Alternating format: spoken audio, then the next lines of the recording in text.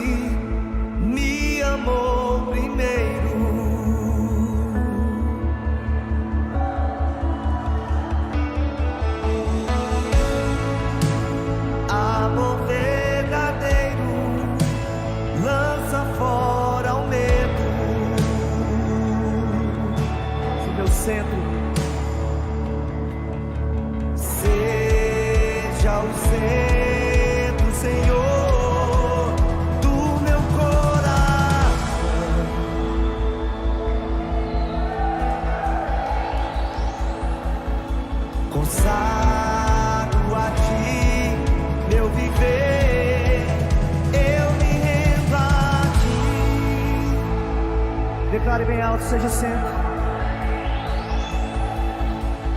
Seja o centro, Senhor, do meu coração.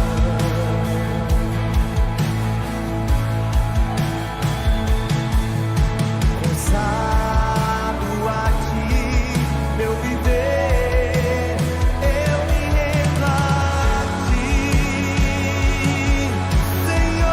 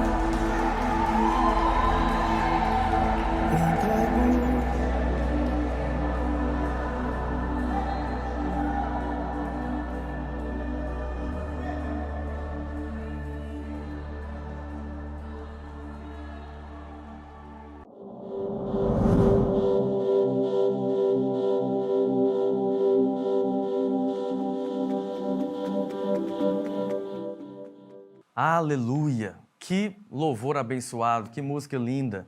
Eu fui tremendamente abençoado aqui com essa música. Tenho certeza que você também foi. Agora, nós vamos ter o nosso momento de alimento, o nosso momento que nós vamos contemplar a Cristo através da palavra, né? Nós vamos ter o nosso estudo da palavra juntamente com o pastor Luiz.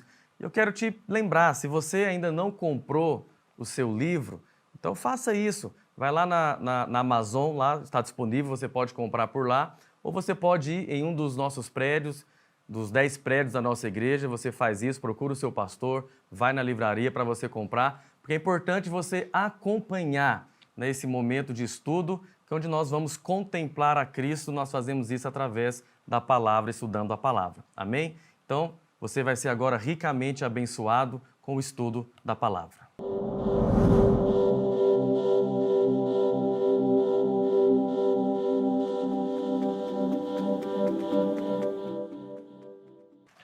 Olá, querido irmão, hoje é o nosso terceiro dia do jejum, 21 dias contemplando a Cristo, aleluia. Eu tenho sido abençoado tremendamente e eu sei que você também. Hoje nós estamos no terceiro dia, que é prisioneiros da esperança. Essa é uma expressão bíblica que está lá no livro de Zacarias, pouca gente conhece. Prisioneiros da esperança. Eu quero compartilhar com você, mas antes de compartilhar, eu só quero dizer para você que o livro do jejum está disponível para você na Amazon. Você pode comprar no formato Kindle, se você mora fora do país, né? Você pode baixar no seu iPad, no seu iPhone, você pode ler no seu equipamento. Se você mora no Brasil, você pode fazer o pedido físico, nós vamos mandar entregar na sua casa. E se você mora em Goiânia, você pode vir pessoalmente ou pode ligar na nossa livraria e nós entregamos também na sua casa. O livro do jejum é importante para nós porque é o alimento espiritual sendo ruminado. Então alegre-se nisso, seja suprido e nutrido nisso, em nome de Jesus. Eu tenho muita liberdade de dizer para você que o Espírito Santo nos tem abençoado tanto com revelação. Você tem sido tão abençoado com a palavra que você tem recebido. Isso é sinal de mover de Deus entre nós. Amém? Aleluia. Então hoje eu gostaria que você pegasse aí a sua Bíblia, Zacarias 9:11. Vamos começar estudando a palavra de Deus. Bom, antes de mais nada, o que significa a palavra esperança? A palavra esperança no grego é elpis. Elpis. Parece com Elvis, né? Então é fácil você lembrar elpis. E o que significa? Significa uma forte convicção, uma firme convicção, uma expectativa confiante de que coisas boas e tremendas estão vindo da parte de Deus para nós. Aleluia. Então, o crente saudável, ele é cheio de santas expectativas. Ele não fica esperando a calamidade, esperando a tragédia, ele não fica em função do problema, nada disso. Ele está o tempo inteiro com a expectativa da bênção. Entendeu? Deus tem pensamentos bons a meu respeito, Deus está planejando algo bom para mim nesses dias, coisas boas estão chegando. Isso é elpis, isso é essa santa expectativa, chamamos isso de esperança. Você sabe, muitos irmãos, né? Muitos irmãos que ensinam a palavra da fé, louvamos a Deus por esses irmãos, são preciosos, mas muitos deles ensinam que fé é algo que não tem nada a ver com esperança. Por quê? Porque eles dizem, esperança é para o futuro, fé é como já tendo acontecido no passado. Aleluia! Realmente, essa definição faz todo sentido, mas não pense que esperança é algo que não traz milagres, que não manifesta poder de Deus.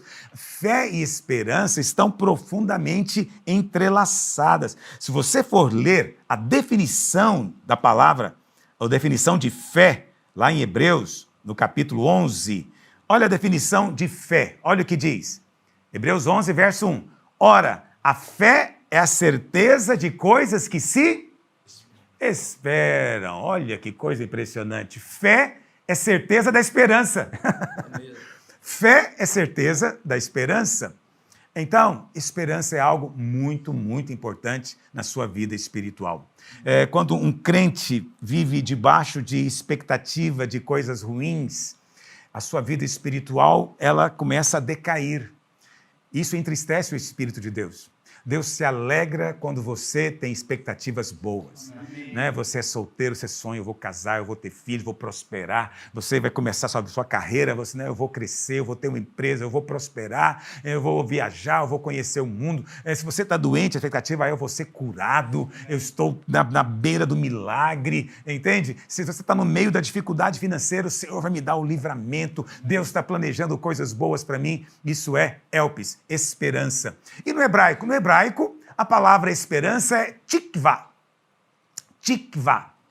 É interessante, né? Só uma curiosidade, porque o nome do hino nacional de Israel é Ha-Tikvá, que significa a esperança. Tikvá é esperança. E tem uma curiosidade a respeito dessa palavra. Eu quero que você guarde bem, porque vai ser muito importante no final da minha ministração você se lembrar disso. Mas a palavra tikvá também é a mesma palavra usada para corda.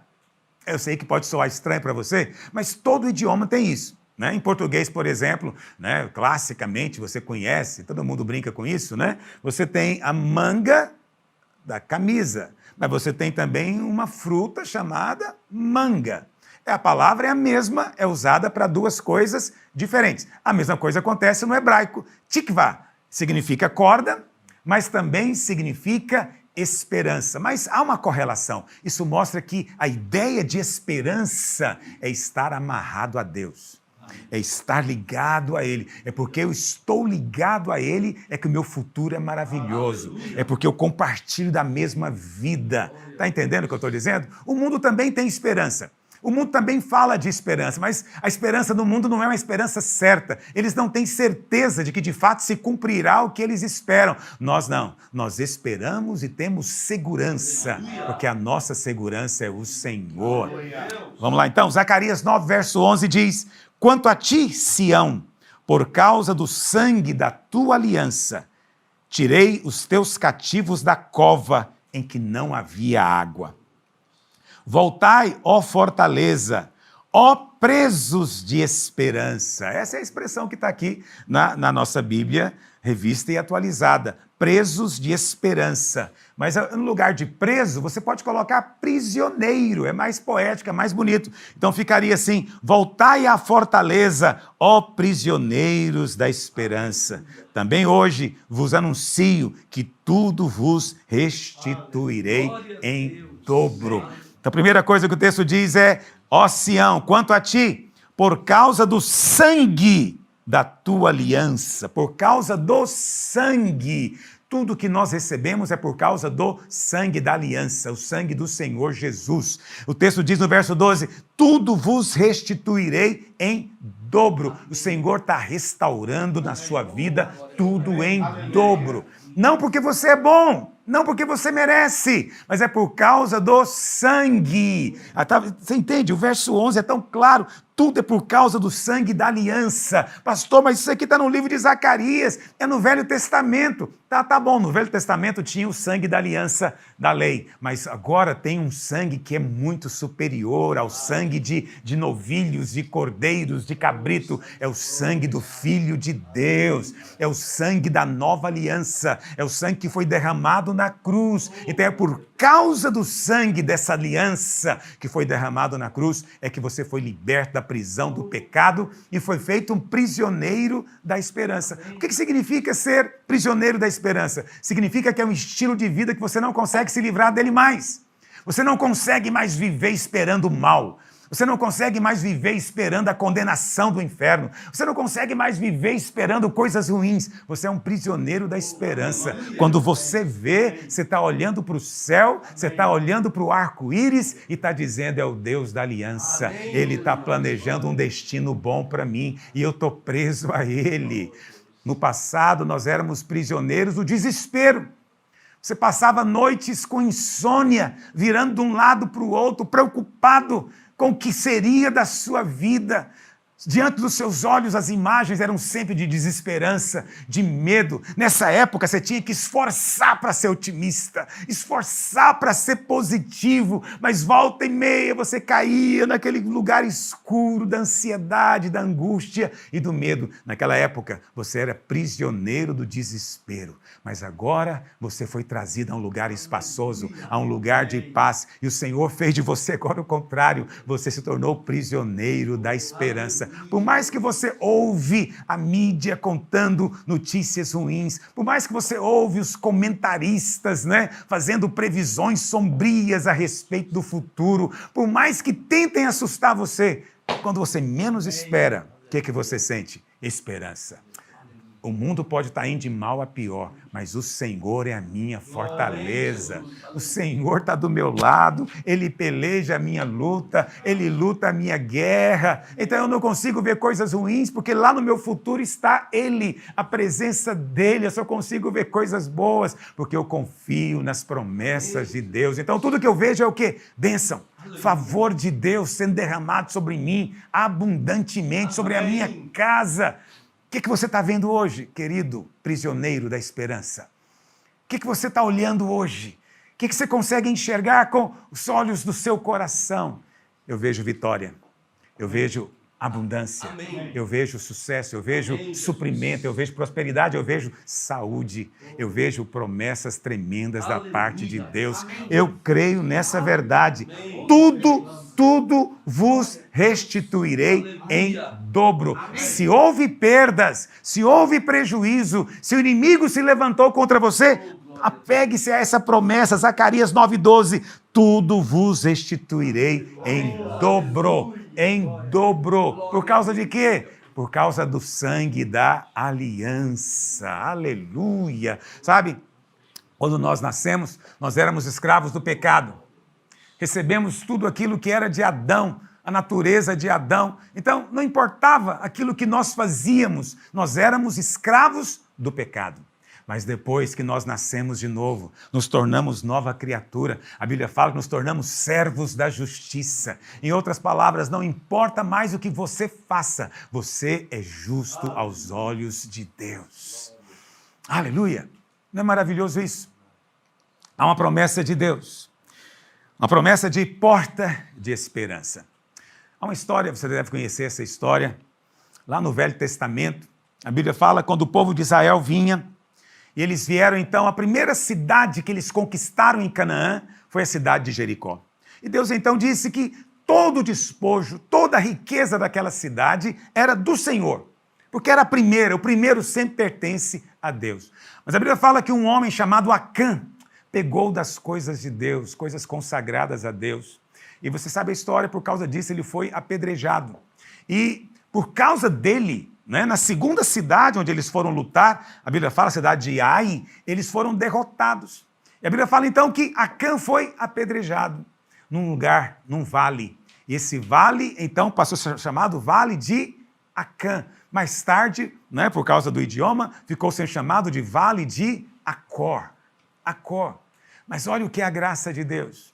Mesmo no meio de uma situação dessa, o Senhor nos dá uma promessa. Lá em Oséias capítulo 2, verso 15, a palavra do Senhor diz assim, e lhe darei dali as suas vinhas e o vale de Acor por porta de esperança.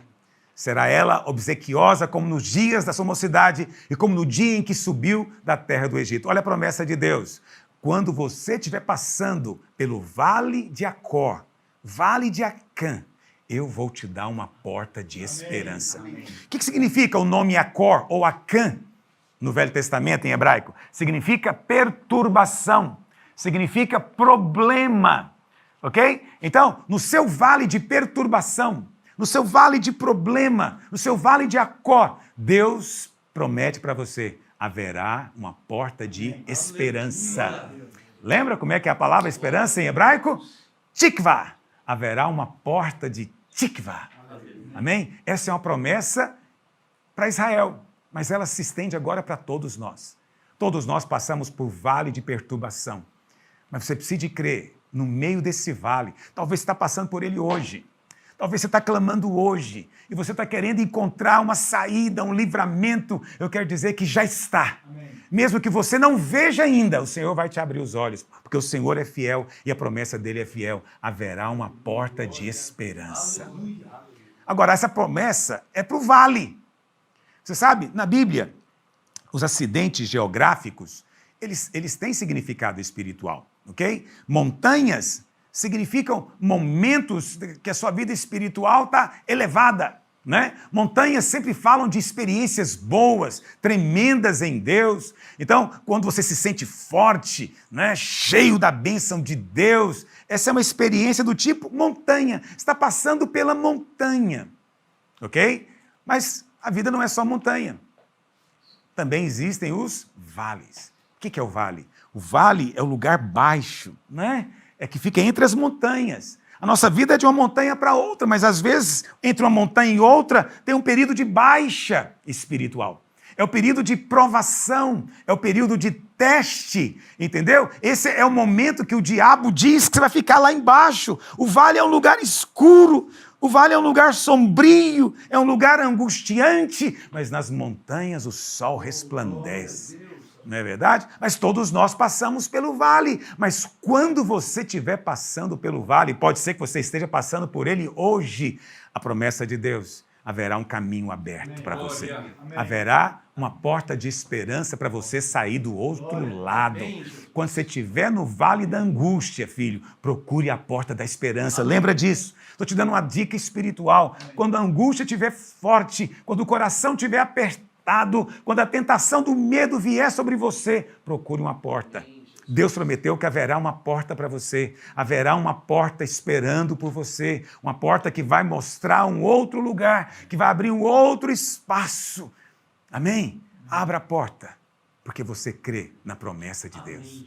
Você está ligado ao seu Deus por cordas de esperança.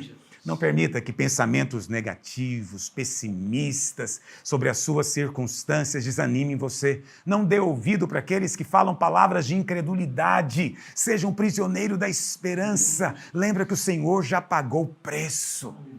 O preço já foi pago. Nós andamos hoje num mundo que caiu debaixo de maldição. Quando o homem pecou, a terra foi amaldiçoada. Foi Deus quem disse: Adão, maldita é a terra por tua causa. E hoje, andando sobre a terra, debaixo de maldição, estamos sujeitos a tantas lutas e tantas tribulações. Mas há uma promessa para você. Amém?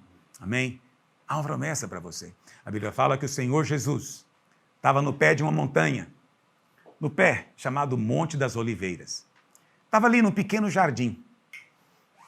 Jardim das Oliveiras. Na Bíblia, jardins são lugares importantes. A história começa num jardim. E acredite, a história é consumada num jardim também. É tudo no jardim. A Bíblia fala que o homem pecou no jardim, jardim do Éden. Por isso, o sofrimento do Senhor Jesus também começa no jardim do Getsêmani. Então, o jardim onde tudo começa. E a Bíblia fala que ali naquele jardim, o Senhor orou. E ele orou com tanta angústia que ele suou como gotas de sangue. Está lá em Lucas, capítulo 22, no verso 44, diz que estando em agonia, orava intensamente. E aconteceu que o seu suor se tornou como gotas de sangue caindo na terra. Ele estava em agonia. Você sabe, a palavra agonia que nós usamos em português é a mesma usada no grego. E o que é essa palavra agonia? Essa palavra agonia é alguém que está passando por uma sensação física de fadiga extrema. Essa era uma palavra usada pelo atleta que competia nos jogos. Então, ele está ali correndo. Então, você consegue imaginar um atleta hoje correndo 42 quilômetros? Eu acho que ele vai bem 10, 20... Eu penso que quando chega ali pelos 25, 30 quilômetros, ele sente uma profunda agonia. Eu lembro de ouvir, a história daquele nadador, Michael Phelps, e ele contando que a história dele era história de agonia. A maior parte do tempo, ele tinha que competir e ele fazia isso debaixo de intensa agonia, porque ele tinha que vencer todos os limites do seu próprio corpo. Essa é a palavra que é usada para descrever o que o Senhor passava ali. Uma luta emocional violentíssima, uma agonia profunda. E a Bíblia fala que ele orou no meio dessa agonia e o seu suor se tornou como gotas de sangue que caiu sobre a terra. E a palavra cair ali também é muito importante, porque teve um dia em que o homem caiu lá no jardim. Entendeu? Teve um dia. Mas agora o mesmo sangue está caindo no novo jardim. Naquele primeiro jardim, né, tudo era dado ao homem. Ele só precisava de comer. Ele só precisava de receber. Ele não tinha que trabalhar. Ele não precisava de ter agonia nenhuma. Ele não precisava de suor nenhum. Estava tudo pronto para ele. Você sabe, quando Deus criou o homem para que ele pudesse desfrutar de toda a sua criação. Entendeu? Mas quando o homem pecou, o resultado disso é que ele perdeu acesso a tudo. Agora ele teria que suar para plantar e podia ser que a semente mirrasse no solo e nem brotasse. Você percebe isso, né? Observando os frutos do Egito e os frutos de Canaã. É interessante isso. A Bíblia fala que a comida do Egito é melão, alho, cebola. É tudo planta rasteira. É tudo planta que você tem que agachar para poder pegar. Mas os frutos de Canaã sempre leite, é mel, é uva, é azeite, é romã, é figo. Essas coisas você não tem que abaixar, basta estender a mão e pegar. Por que é assim? Não é por acaso, é simbólico. Entende? A promessa que Deus tem para você e para mim é um lugar de descanso. Aleluia. É uma posição de suprimento, de provisão graciosa, que não tem agonia envolvida. Não há agonia envolvida. Mas Adão pecou. E a Bíblia fala que quando ele pecou, a primeira coisa que aconteceu, a terra tornou-se amaldiçoada. Segunda coisa, porque ela tornou-se amaldiçoada, ela passou a produzir o quê? Cardos, espinhos, pragas. Antes não havia espinhos, mas agora espinhos vão brotar. Por isso o Senhor Jesus teve que também receber uma coroa de espinhos, porque ele tinha que levar sobre si toda a maldição que estava sobre nós. Agora, toda vez que você tem um pensamento que machuca, que faz você agonizar, e o diabo é mestre em fazer isso, em lançar pensamentos na sua mente que te fazem agonizar, sentir dor, sentir medo, ficar assustado, entrar em pânico, lembra disso. Esses espinhos já feriram a cabeça do Senhor Jesus. Não tem mais que ferir você. Você não tem que andar mais debaixo da opressão desses ataques do diabo. É hora de lembrar, ele carregou a coroa de espinhos, para que você não tenha mais que viver debaixo de agonia. Mas a terceira coisa que aconteceu foi isso, né? O homem caiu, a terra foi amaldiçoada, passou a produzir cardos e abrolhos, e agora ele teria que, com o suor do rosto, tentar semear para colher e produzir o pão. É como se eu estivesse dizendo, olha, sobreviver agora vai ser muito difícil. Mas agora o Senhor Jesus chegou no jardim do Éden e ali ele suou gotas de sangue. Suou gotas de sangue. Você sabe, essa é uma condição médica chamada de hematoidrose. É quando o ser humano passa por um tipo de pressão, angústia tão grande, né, que o seu suor ali naquelas glândulas, né, sudoríparas, de alguma maneira, vasos sanguíneos se rompem por causa de tanta angústia. E o suor é misturado com o sangue. Suor misturado com o sangue. Há algo poderoso no sangue de Jesus. Amém, Jesus. Primeiro porque o sangue de Jesus, ele nos livra e remove todo o pecado.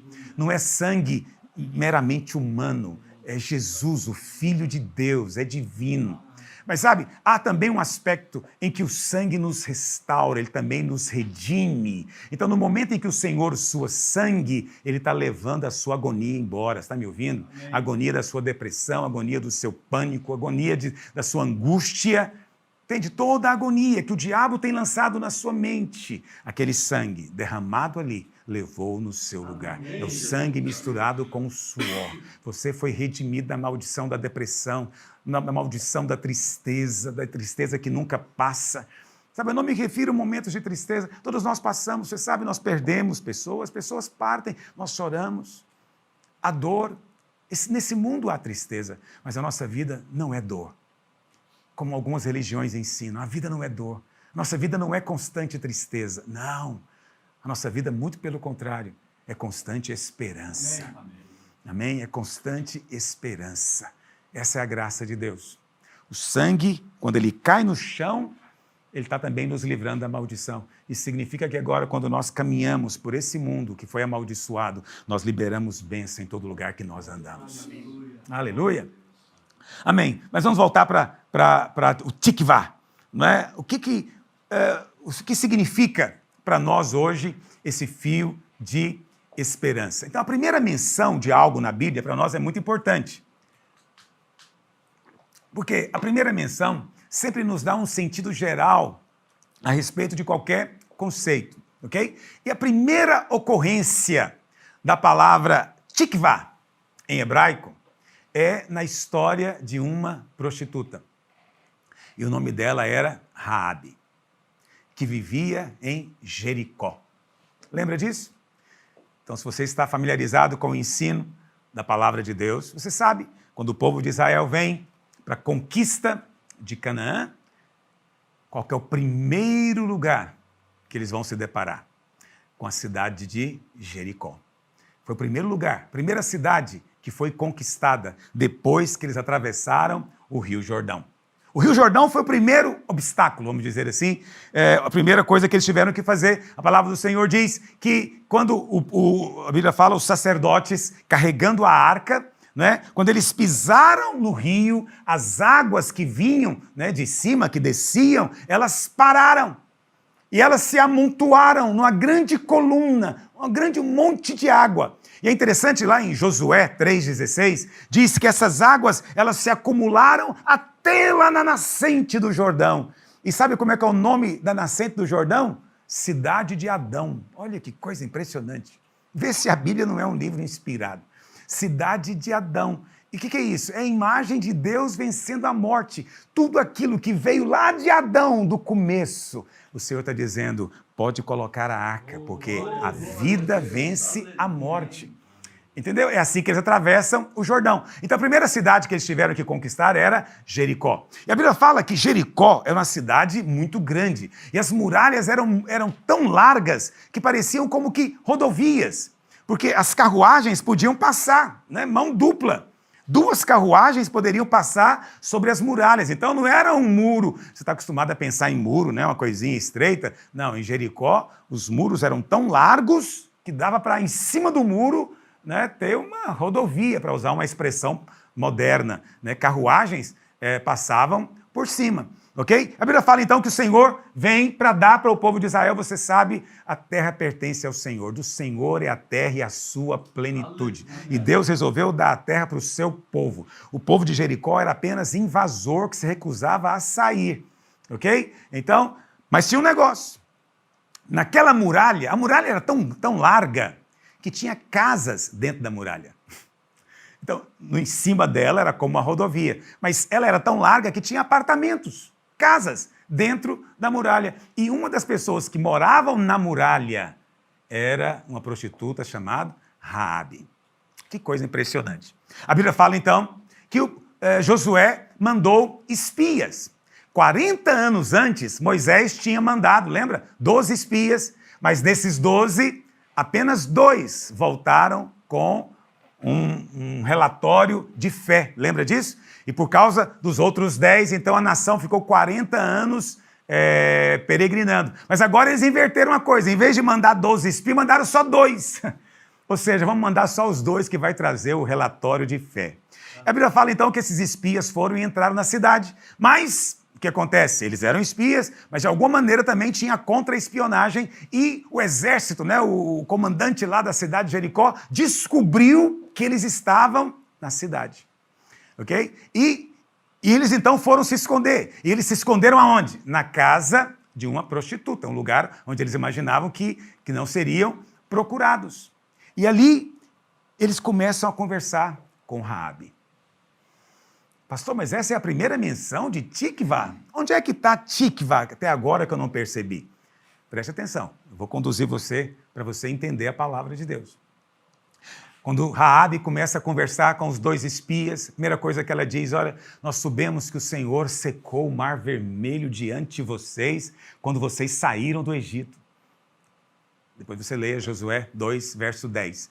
Nós ficamos sabendo disso. Mas presta atenção, essa história tinha acontecido 40 anos atrás. Então ela tinha ouvido aquela história de alguém que tinha contado para ela. Talvez a sua avó contou para sua mãe, a mãe contou para ela. Mas é como se ela estivesse dizendo, escuta, por que vocês demoraram tanto? Por que demoraram tanto para chegar a 40 anos? Deus é com vocês. Você vê, ela tinha um coração para Deus. Ela sabia que Deus ia dar aquela terra para o povo de Israel. Ela sabia que Deus estava do lado de Israel, não estava do lado de Jericó.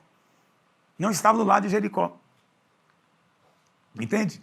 Então isso é muito importante. Aí a Bíblia fala que Raabe falou o quê para eles? Olha, eu quero que vocês me jurem. Jurem que vão ser bons para mim e para minha família. E vão usar de bondade para conosco. Ela falou, por favor, né, salve meu pai, minha mãe, meus irmãos, minhas irmãs. Não deixem que eles sejam mortos. E aí é que vem a primeira menção de Tikvá na Bíblia. Aqueles 2 espias agora, eles vão responder o pedido dela. Ela faz um pedido e eles agora vão responder. Então, Josué, capítulo 2, olha, diz o verso 17, diz assim a palavra de Deus. Disseram-lhe os homens, desobrigados seremos deste teu juramento que nos fizeste jurar. Se vindo nós a essa terra, não atares este cordão. Lembra que eu te falei? Tikvá significa esperança, mas também significa o quê? Corda, cordão. Essa palavra aqui no original é Tikvá, é a primeira menção. Este cordão de fio escarlate, a janela por onde nos fizeste descer. E se não recolheres na sua casa contigo teu pai, tua mãe, teus irmãos e toda a família de teu pai. Então eles disseram, olha, é o seguinte, tudo bem, vamos salvar a sua família. Eles não vão ser tocados. Mas tem uma condição. Pega uma corda vermelha, escarlate, coloca na janela do lado de fora da sua casa. E dentro da sua casa, coloque seu pai, sua mãe, seus irmãos, todos a sua família. Você lembra de que isso aqui? Lembra lá no Egito? Quando veio a morte dos primogênitos, o que o Senhor falou? Cada família fica em casa, o cordeiro seja morto e o sangue aplicado na porta. Aqui você tem a mesma coisa. A corda vermelha é o sangue. Colocado na janela é a proteção. Amém, Jesus. Mas tem uma graça maior. Lá, no livro de Êxodo, era só a família. Aqui não. Aqui é seu pai, sua mãe, seus irmãos, seu tio, seus avós, seus primos, todo mundo. Quem quiser entrar para dentro da sua casa vai ser salvo. É muita graça de Deus.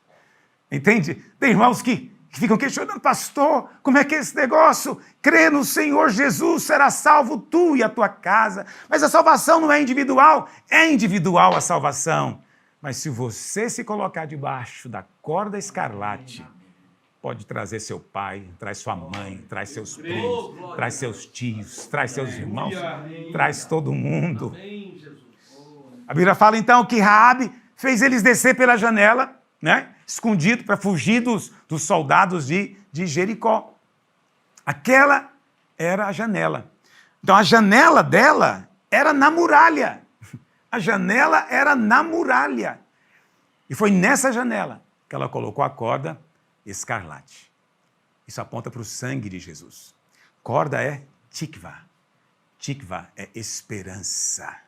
Porque em hebraico, corda e esperança são a mesma palavra. Presta atenção, se você está numa cova e a situação está muito difícil, se de repente você sentir algo batendo nas suas costas, é a corda do livramento que chegou para você. É a corda da esperança. E essa corda é vermelha, porque é o sangue de Jesus. A Bíblia fala então que os espias vão embora e Raabe deixa a corda vermelha na sua janela. E os espias disseram, olha, tenha certeza de que a sua família está lá dentro, seu pai, sua mãe, seus parentes. Sabe, isso é evangelismo, né? Isso é mostrar o princípio do evangelismo aqui. Agora, eu quero encerrar só falando algo a respeito de Raabe.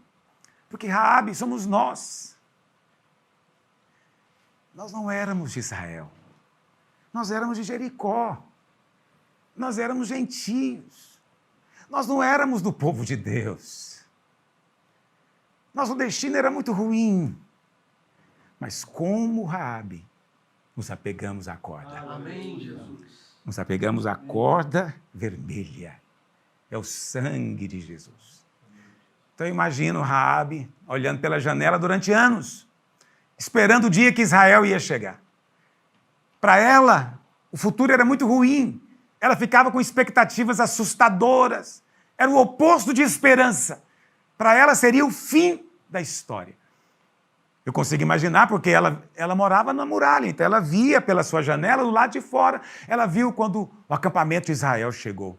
Ela viu quando as 12 tribos chegaram. Ela viu quando a coluna de fogo sobre o tabernáculo foi colocada. Ela sabia que Deus estava com eles.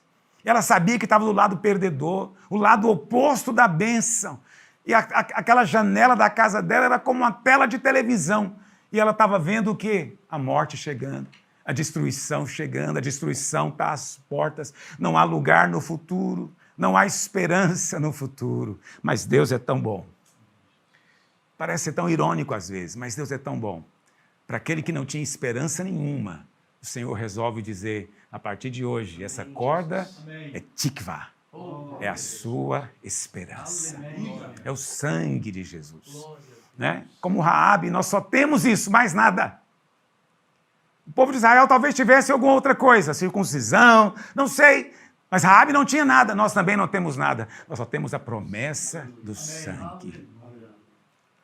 Agora, vamos imaginar. Isso não aconteceu, não. Só estou imaginando, ok?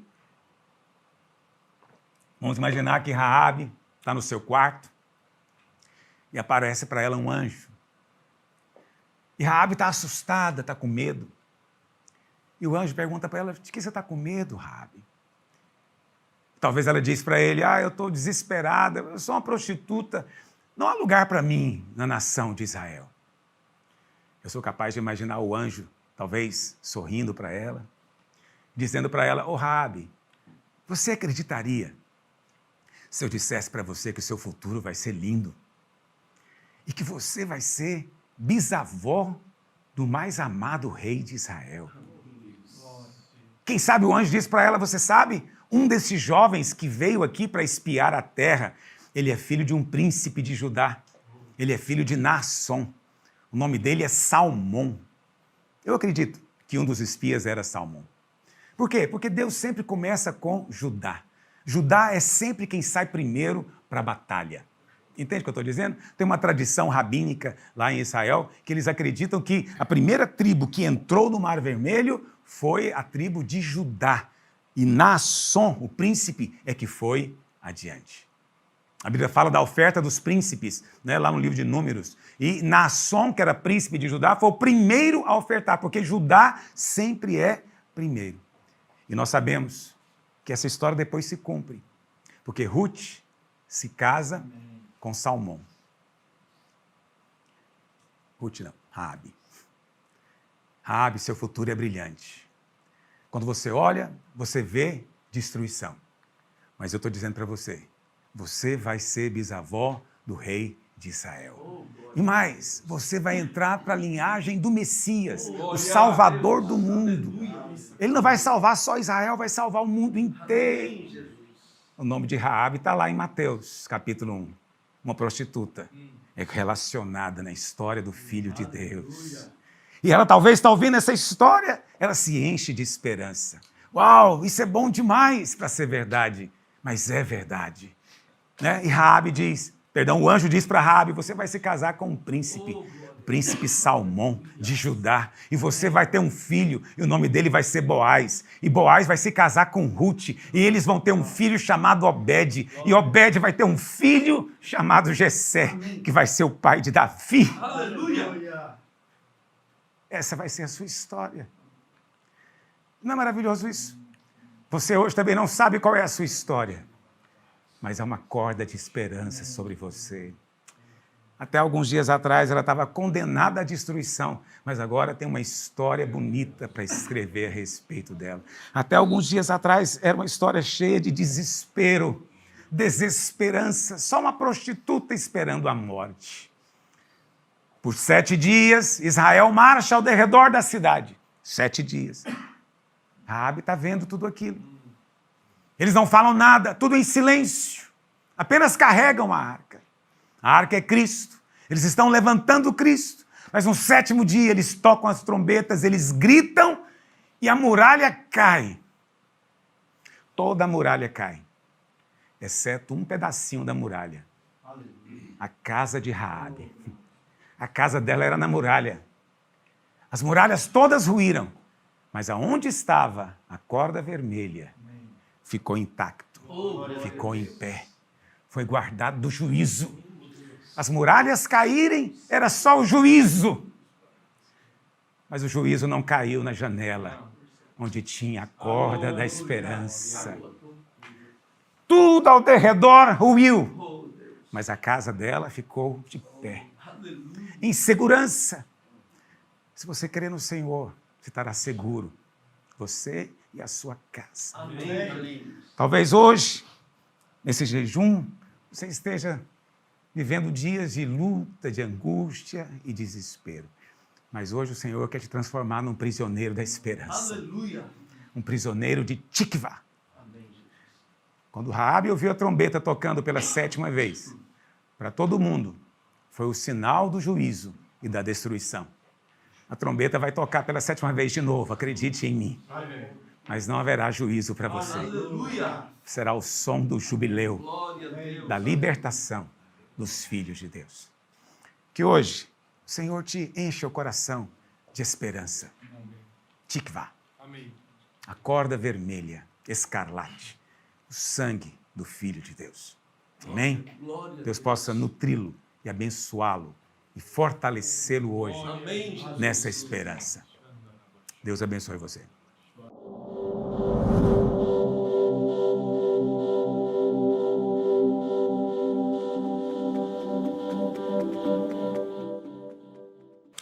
Amém, meus irmãos. Eu tenho certeza que você foi ricamente abençoado por essa palavra que você acabou de assistir.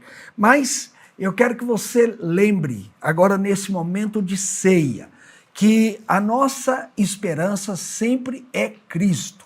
Lembra disso? Cristo é a nossa esperança. Sabe, nesse momento de ceia, muito importante que você possa participar também com a sua família.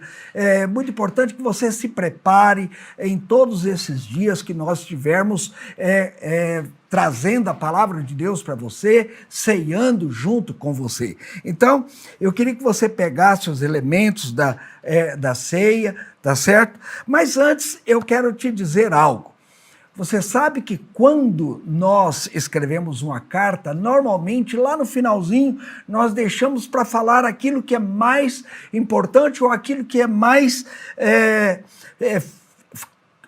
forte, cheio de convicção de nós para com aquela pessoa que nós estamos endereçando aquela carta.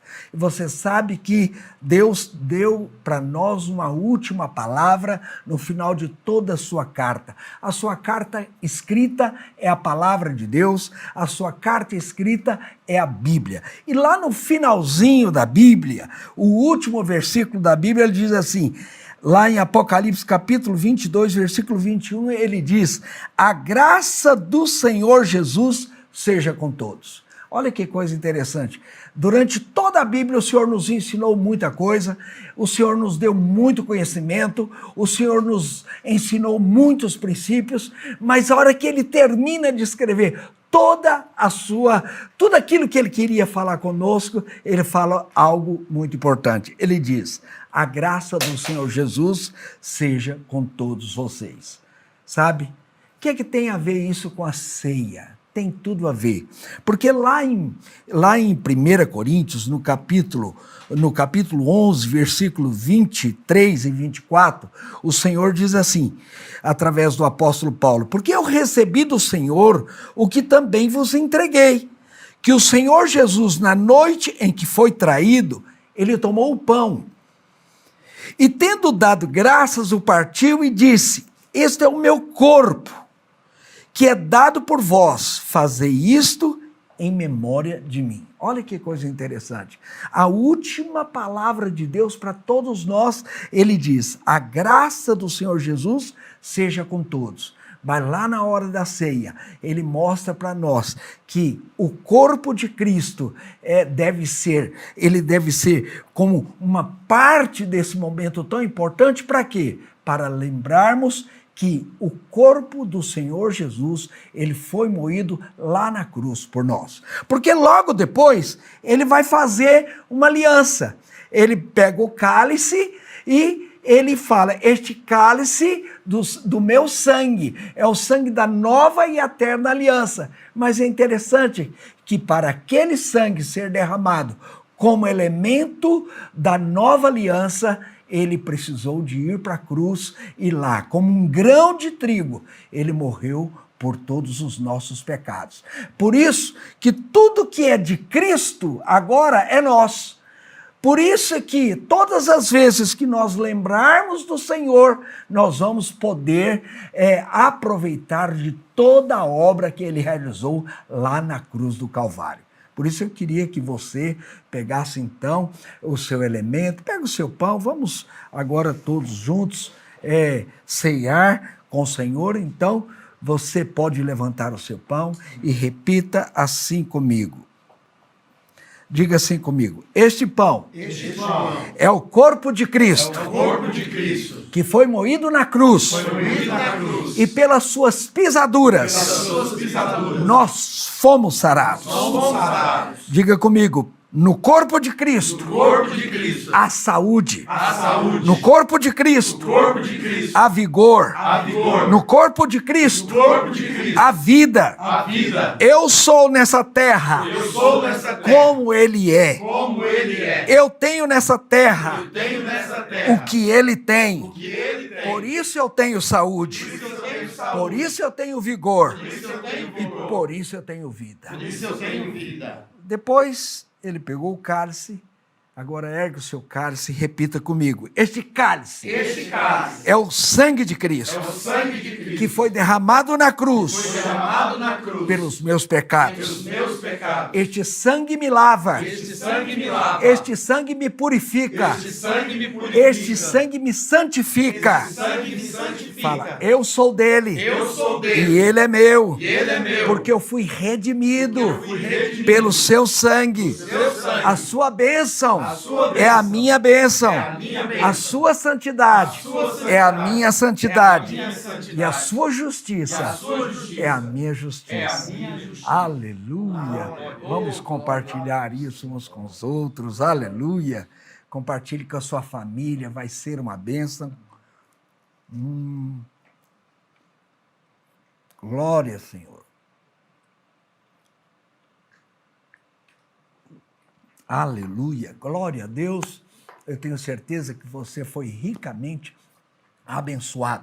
Esteja divulgando, né, se você ainda não se inscreveu no site, inscreva-se lá no YouTube, Aloysio Silva TV, e também dê aí um like, né, e coloque aí o dedinho aí no sininho para que você possa participar de todo esse tempo de jejum conosco, que vai ser uma bênção. Amém. Todos os dias. Deus abençoe você. Amém.